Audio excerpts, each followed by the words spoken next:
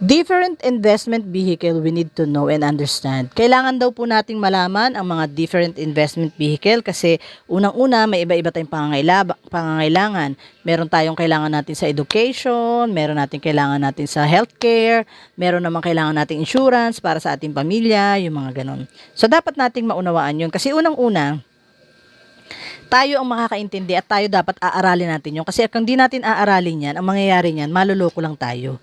So, iwas panluloko to, pag-aaralan mo yung mga bagay bago mo pasukin, di ba?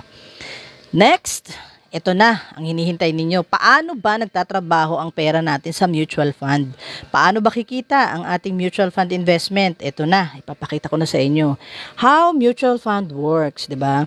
Kung halimbawa po ay kayo ay nag-invest, ikaw ay investor, ayan na, ito, investor ka, nagsama-sama ang inyong mga pera dito, at ininvest nyo sa mutual fund companies. May mga mutual fund companies, mamaya ipapakita ko kung ano yung mga mutual fund companies na yun. Ininvest nyo